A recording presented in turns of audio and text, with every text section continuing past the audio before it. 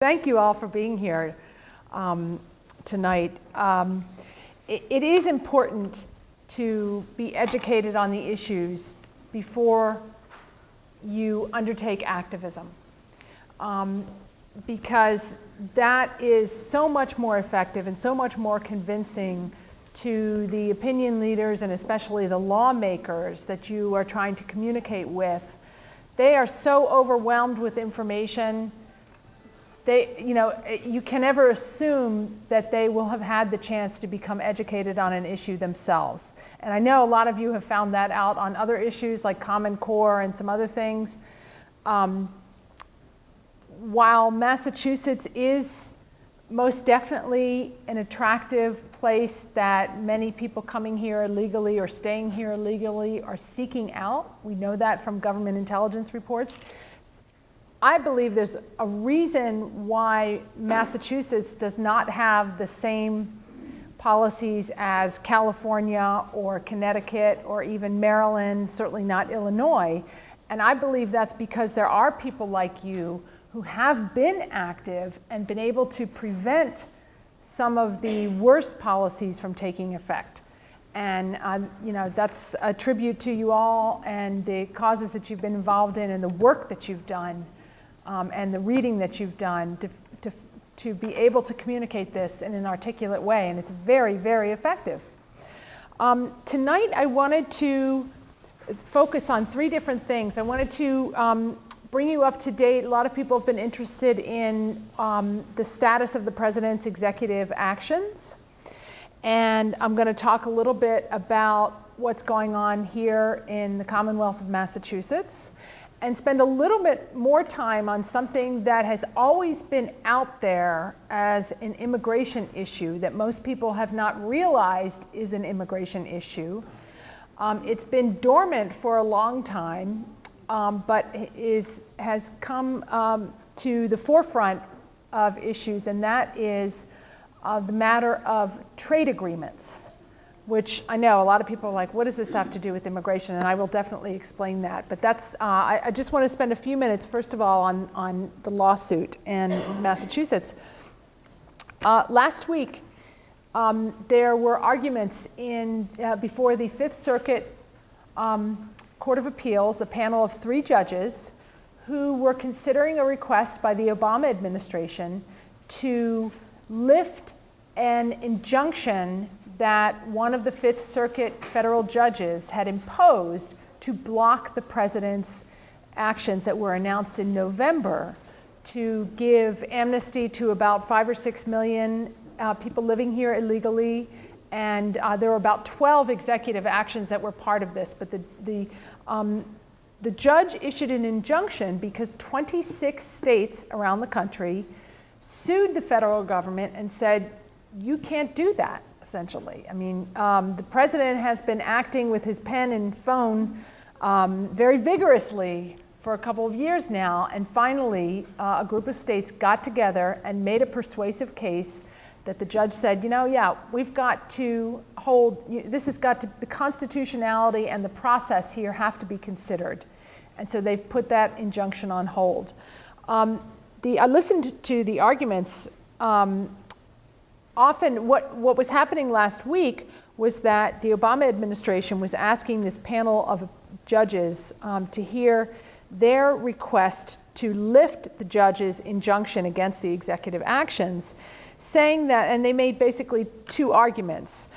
They said that the president that has the right to do what he announced he would do, because it is simply an exercise of what they call prosecutorial discretion. In other words, a police officer has the authority not to issue a ticket if you're caught speeding. He can give a warning, or he can say, I'm not going to give you a ticket this time. Or if somebody's shoplifting, to say, I'm not going to arrest you this time. And that's this grant of amnesty to 5 or 6 million people living here illegally is nothing more than that. Of course, that's a flawed analogy, because even if a police officer doesn't give someone a speeding ticket, he doesn't also give them permission to speed, which is what the president's executive action did. But even more interestingly, as I was listening to the arguments that were webcast, The president's lawyers from the Department of Justice actually tried to make the argument that the injunction should be lifted because the Department of Homeland Security can't do its job to enforce the law unless they're allowed to give out 5 to 6 million work permits to people so that ICE agents can tell who they should deport and who they should not deport. And that it was actually necessary for them to have these work permits so that we would know who the illegal aliens are. Well, of course, what has come to light recently, and especially today, is that, the president's previous executive amnesty, DACA, Deferred Action for Childhood Arrivals for the Dreamers, they don't know who those people are either. We've learned today at the Senate Judiciary Committee held an oversight hearing and reported that the president's administration has given amnesty already to 282 people who have known criminal gang affiliations.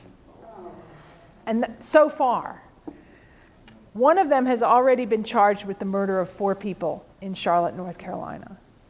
So I would suggest that amnesty policy isn't doing a very good job of weeding out all the criminal aliens and certainly not assisting with public safety. So I have a feeling these arguments are going to fall flat. Maybe not for that reason, but that reason fell flat with me. The 26 states, on the other hand, are saying this is not prosecutorial discretion. You're giving out work permits. You're abdicating the executive's responsibility to faithfully execute the laws as passed by Congress. And we deserve, as states who are affected by this, because we have to accommodate and provide social services to all of these millions of people who will suddenly become eligible for all kinds of public benefits that U.S. citizens and legal immigrants are getting, had no voice in this. And immigration is administrative laws, and there's a procedure to be followed, and the Obama administration ignored it. And that actually was the major reason that the judge issued the injunction in the first place, is because they hadn't asked for any notice and comment before the rules were put into place. And finally, the states argued that it's a very costly proposition for them, as I just said. So the news media are trying to portray this as one cranky judge in Texas who is halting the Obama administration's great initiative that will keep us safe. But really, it's the fact that 26 states got together and took it upon themselves to bring this lawsuit and make very credible legal arguments about the unconstitutionality of this initiative. Of course, our state is not one of those, even though we are, certainly going to be affected by it. On the contrary, our Attorney General, Maura Healey, filed an amicus brief in support of the president's action, saying that it would benefit our state if all these people were to be issued amnesty. But our governor has not joined the lawsuit. Last week, the House of Representatives, the Democrats, passed a resolution in support of the president's amnesty. There was one member of the Massachusetts delegation who did not sign it. Does anybody know who that is? Lynch. Stephen Lynch is the only one of the Massachusetts delegation who, well, that's what we have. No, but none of the Republicans signed on it, right? Well, no, we're talking about the congressional, U.S. Congress, federal representatives. He's the only one who appears to have some level of discomfort with what the president is trying to do and was not willing to put his name on that. My best guess is that the panel of judges will not be inclined to side with the Obama administration and lift the block on this executive action. I'm told that it is very, and all this has to do with because they are generally loath to do anything that will change the status quo while this case is pending on the constitutionality grounds, and that they have said that they know that the Obama administration is not deporting people anyway. So there seems to be no reason to let this huge expansion of amnesty go forward when there's a question about the constitutionality of it. The next thing that's going to happen is that there will be a hearing on the actual merits of the case before the first judge, Judge Hainan, who issued the injunction. He will rule months after that, probably. Whatever happens is going to be appealed, probably twice, maybe up to the Supreme Court, and this is going to play out at least until next year at this time, most people seem to believe. Probably even longer than that. So that's a good thing that this administration has been blocked from this massive executive action. That's the good news. So we can thank those 26 states. The bad news is that the president continues almost on a weekly basis to make new changes in immigration law that are outrageous, unprecedented, costly, and increasing illegal immigration, I'm afraid. One of them is, remember the surge of Central Americans last year? The administration has said that it doesn't want a repeat of that, so instead they've started a refugee program in Central America to allow illegal alien parents here to ask for refugee status for any children that they left behind, at the same time expanding the definition of what a refugee is and expanding the range of services that are provided to them. And just last night, they issued an action saying that if any of these kids, once they get here, there's a special status that Congress created which was intended for orphaned or abused kids who were found here illegally, of which there have always been just a few. But now the immigration lawyers have figured out how to get state courts to declare any kids who've had difficult lives to be wards of the state. Some of you may remember there was a bill in our state legislature last year that was defeated, not approved, that would have limited the age at which they could apply for these visas. Last night, the Obama administration announced that as long as these kids get their applications in before they're age 21, no matter how long it takes to adjudicate their cases, they will still give them the green cards. So that was just last night. A couple weeks ago, they decided to offer work permits to the spouses of guest workers. And before that, they're also pressing to expand the admission of Syrian refugees to come here. So this is, I tell you, it literally is every week there's something. And Congress is having trouble keeping up with it. But this is why, we've got 2 more years of this at least. Massachusetts needs to take action. We at least need to do what we can in our state to reduce the incentives for people to choose Massachusetts as opposed to, say, California or Illinois or somewhere like that, or maybe just not come at all. Governor Baker, I believe, has the right instincts, at least with respect to illegal immigration, and has made some very positive and constructive statements about what he would like the policies to be. And he's got some things to undo, too, from the previous administration. But he has been silent so far. He's talked about reforming the registry, which is critically important, because that Massachusetts driver's license is the gateway to everything else. But there is more they could do. He's named a new registrar, but the old registrar, I'm told, is still in a consulting role at the registry. I believe that he'll eventually move to bring Massachusetts into compliance with Real ID. But we haven't really seen any progress towards that yet. He could do a lot of things by executive action, for example, verifying the social security numbers of people who apply for licenses and a few other things.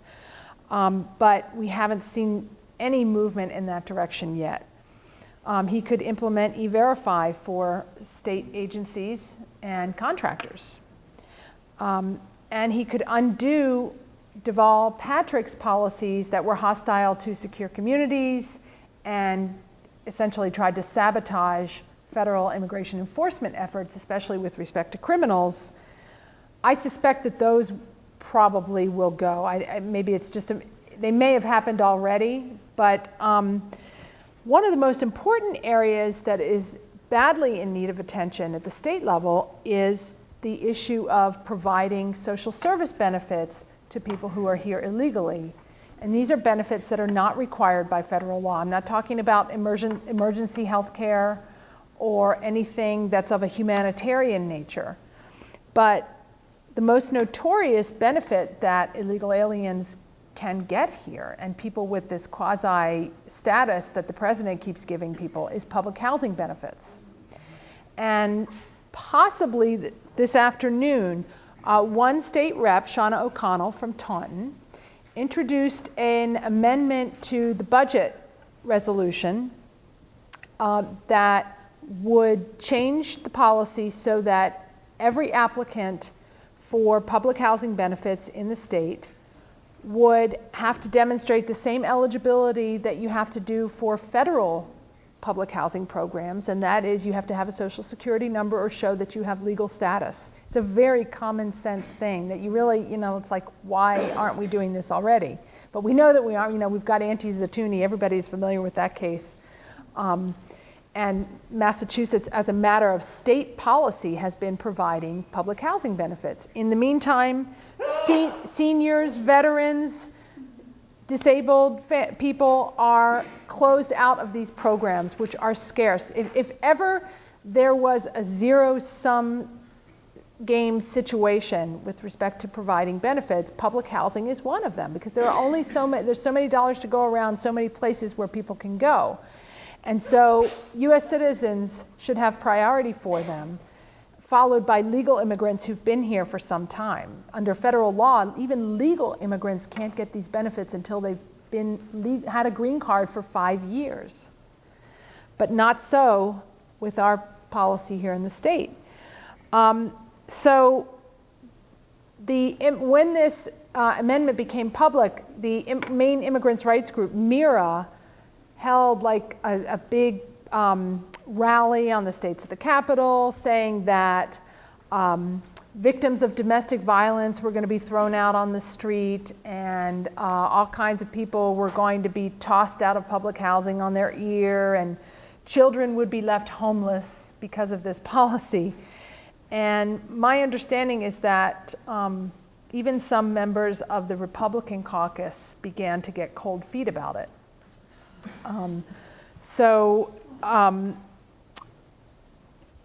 I took the time to write up a 2-page fact sheet for distribution to them. And I was told that there was going to be a vote at some point this week, but apparently it may be taking place tonight on what the truth is about that. This is a common sense. We're simply aligning our state policy with that of the federal government on who gets access to public housing. So, watch your news outlets tonight to find out if they voted on it and what the outcome was.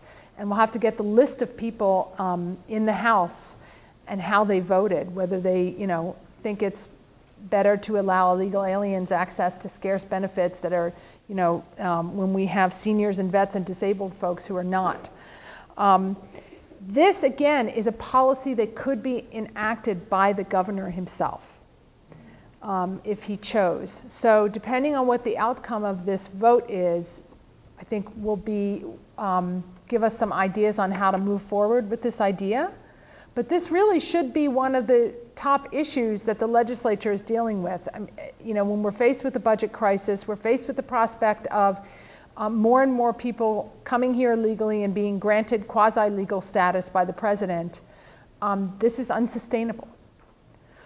So I will try to keep you all posted through the Northborough Tea Party and America First immigration reform, and hopefully the news media will be following this as well. But that's,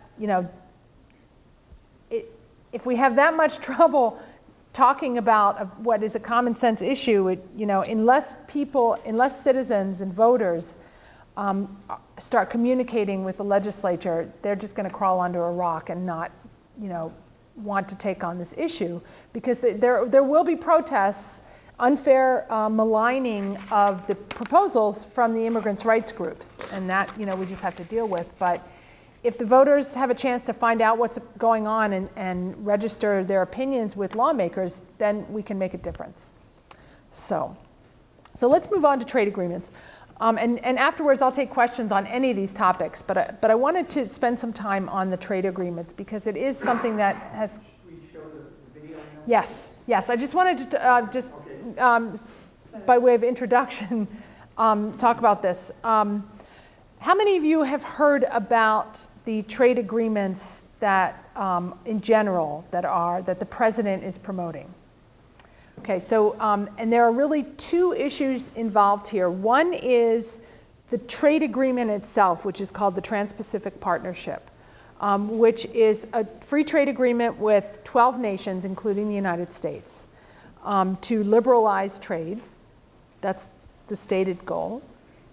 And the other is what's known as Fast Track Authority or Trade Promotion Authority, which is a mechanism that we've had in the past that has enabled the executive branch to negotiate a free trade agreement and then bring it to Congress for either an up or down vote. And then, you know, Congress can't change it, can't amend it. This is how we got NAFTA and a few other things. And so it's important, I think, to keep in mind in this discussion that the issue is not, is free trade a good thing? The issue is the process and what our leaders are putting on the table in terms of commitments to other countries. So one fellow who has done, Dick Morris, who's a political consultant, I think he calls himself a Republican, but I know that he was a consultant to the Clinton administration also, so I think he's kind of bipartisan, produced a really excellent explanation of what the problem is with the proposal that the president is pushing. So let's roll it, and then I'll have some things to add afterwards. This proposed trade deal isn't a backdoor. Dick Morris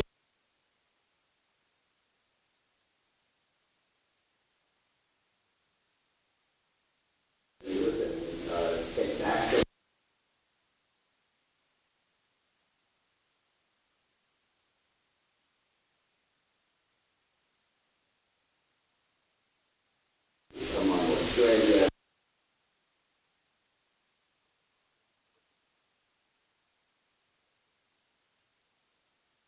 For free flow of workers. What that means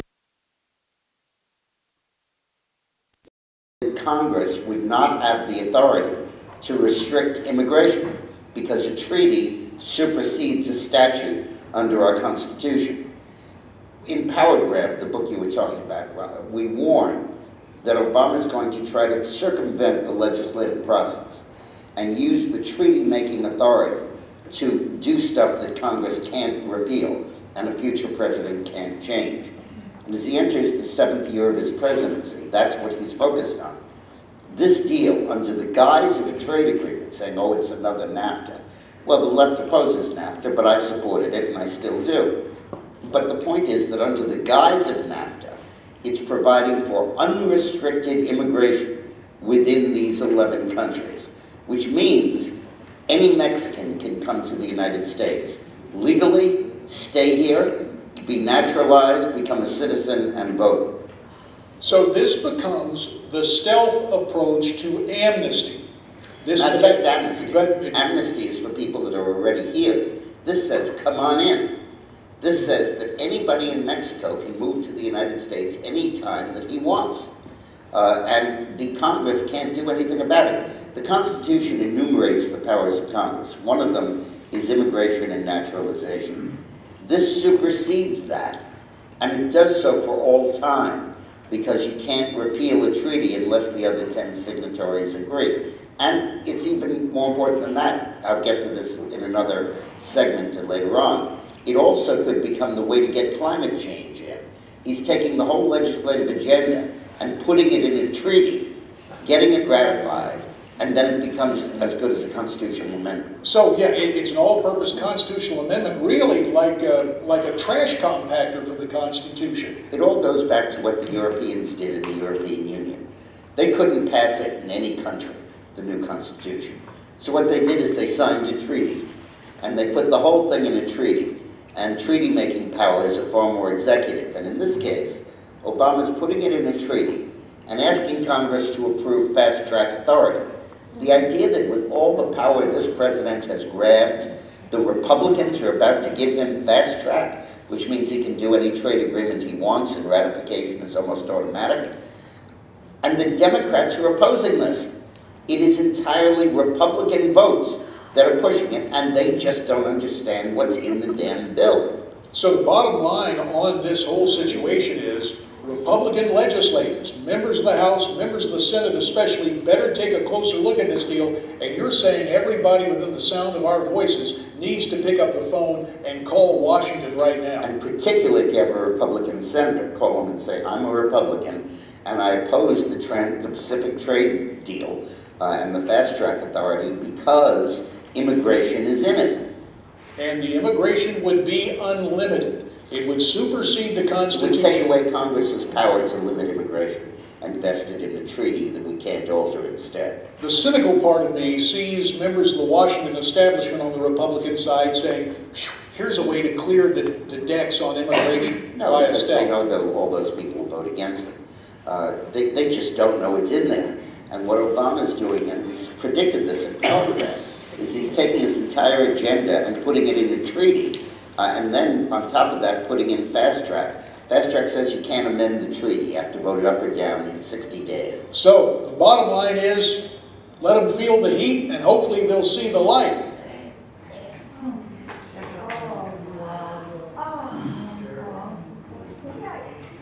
Yeah. And it's so hard to talk about because everyone thinks this is about Japanese automobiles or, U.S. banks getting more market share overseas or, selling American products overseas. Trade, it's something that, is a basic Of economics, that more trade makes us all better off. But that's the problem, is these treaties aren't about trade alone, or they're about trade that is defined differently from the way most of us would define it. And the key here is movement of natural persons, or what they call trade in services. So to you and I, or to you and me, trade might be, trade in services might be a bank, opening up branches in Mexico and Japan and Malaysia. But when a US bank goes over to another country, it doesn't bring all of the workers from the United States. It's not as disruptive in terms of the employment market in other countries. What most of these other countries are talking about when they talk about trade in services is bringing people over here to do jobs that Americans are currently doing. And they're talking not just about computer programmers or IT workers, they're talking about nurses, teachers, accountants. Pretty much anything can be defined as a service. Immigration researchers, name your job. It can be done by someone else and be called a service. Even in manufacturing, you can provide labor as a service.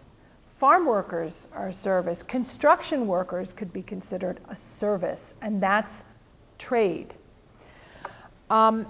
And so we've been through this about 10 years ago when we U.S. negotiated trade agreements with Chile and Australia and a few other countries, Korea. And they tried to, the process is Byzantine. It's also secret. And they make offers. The countries that are negotiating these agreements make offers to one another. And that offer is a commitment to something. So what the U.S. Trade Representative does is, in our case now it's a he goes and his negotiators say, okay, here's our offer. We're going to offer X number of slots for guest workers to enter every year. And that becomes the law. And as Dick Morris said, it can't be changed by Congress. It's not set according to our national interest. It's set according to what was negotiated with the other countries. And if there are big U.S. banks or U.S. corporations or multinational corporations in the U.S. who are pushing the U.S. Trade Representative, to get something for them, what they always end up offering is entry visas to the United States in return for whatever some company wants in that other company. So Congress has gotten wise to this. 10 years ago, they got wise to it and said, we're not, they actually passed a resolution and said, you, the president, may not include immigration provisions in trade agreements. So that worked for a while, for about 10 years. They had a hearing on the Senate side, and Senator Chuck Grassley questioned the U.S. trade rep, or a member of the administration, I forget exactly which cabinet official it was, and said, are there any immigration agreements or any immigration provisions in this TPP, the Trans-Pacific Partnership that you're negotiating with these 12 other countries? And and because you'd think it would be on a website somewhere, but it's not, it's all secret. So the answer given was, we make no changes to immigration policy in our negotiations or in our offers. It's a typical Obama administration answer to a question. What that means is, what it would be doing is setting into concrete the laws that we have now and blocking and the ability of Congress to ever change that.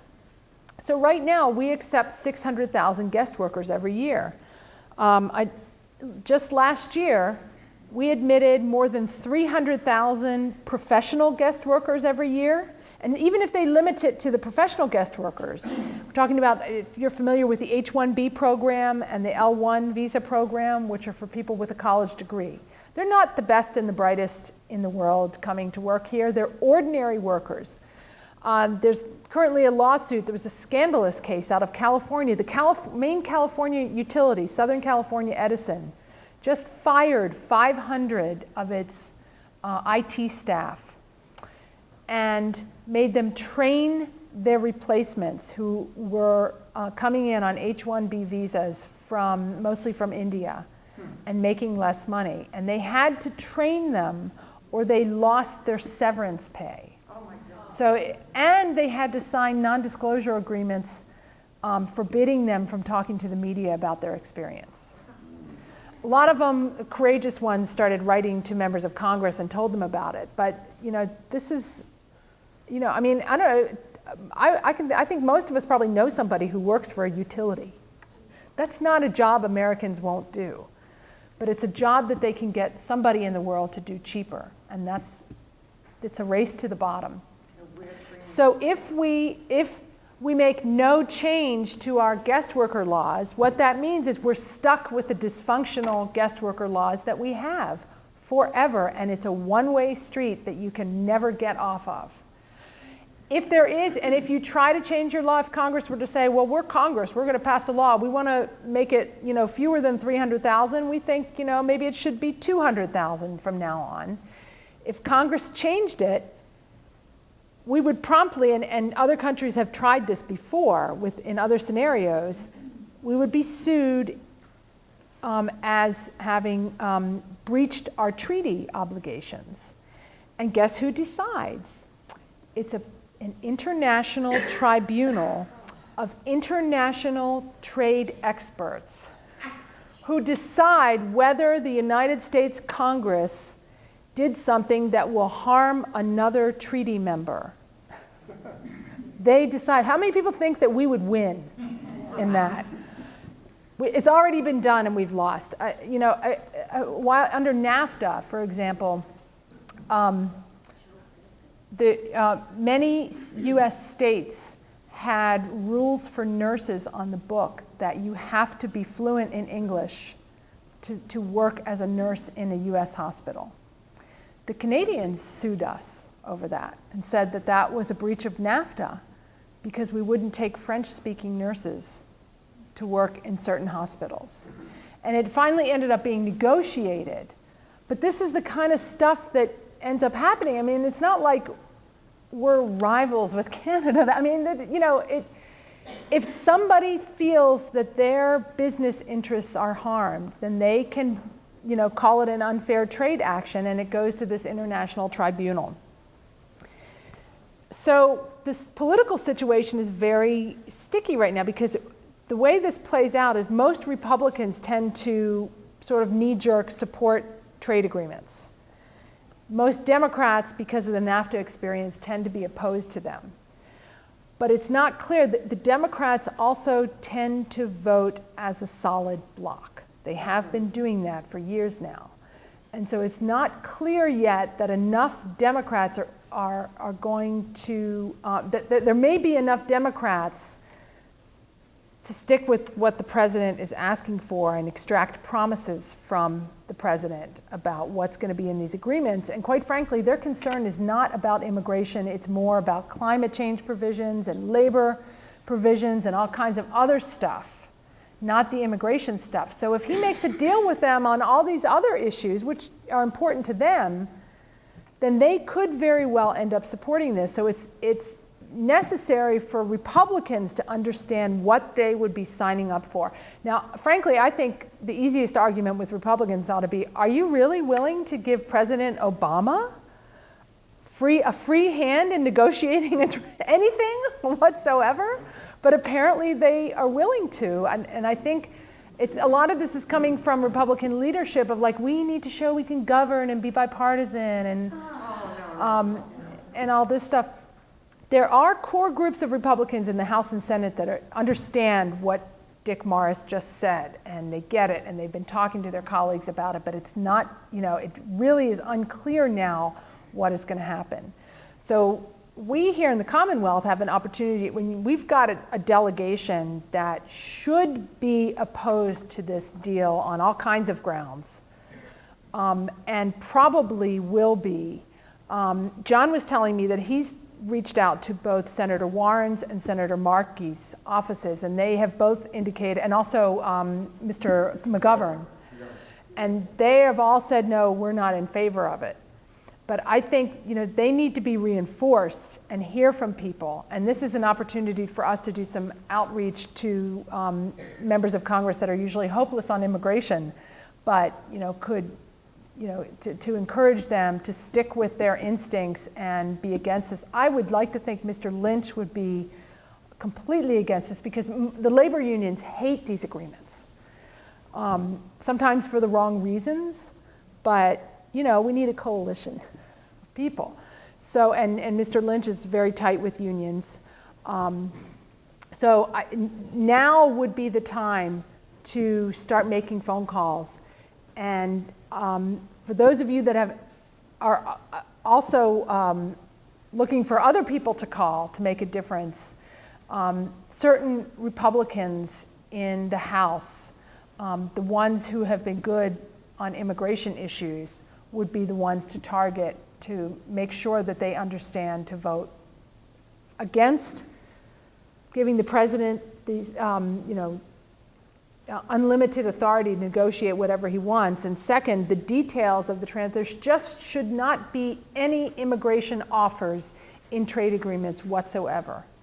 It's not necessary, and it's harmful to Americans who deserve these opportunities.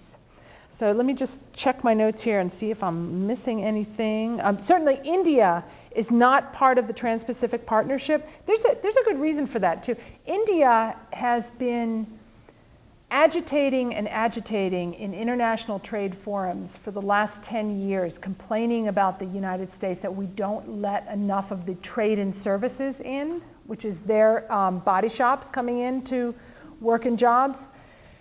And yet India is one of the most protectionist countries on the planet. Absolutely. So that's why they're not part of this but they're watching it very closely because they know that that this deal is expandable, and the other big player out there that's not a part of this deal is China. Malaysia and Mexico are worrisome enough in terms of people being able to come here to work in unlimited numbers. My understanding is that there are only 15 Democrats in the Senate that are for it. So just in the Senate, the Republicans can't lose more than 10 people. So basically all we need is for at least 10 or an equal number of Republicans to defect from what McConnell is trying to push through. And you'd be surprised, Jeff Sessions, of course, is leading the charge. Lindsey Graham is against it because he cannot afford, as being from South Carolina, people in South Carolina are so opposed to these things for, again, a multitude of reasons. The senators from North Carolina are against it.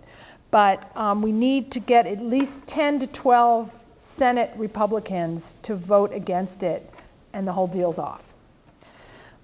In the House, you know, it's going to be close. So they need to hear your roar. Now's the time. Start with the Massachusetts delegation, and I've got some publications that I could forward to have put up on the afir.org website if people need some background reading on this, but I think the video is a very good explanation of what the deal is. And now what I'd like to do is give you all a chance to give you a chance to talk.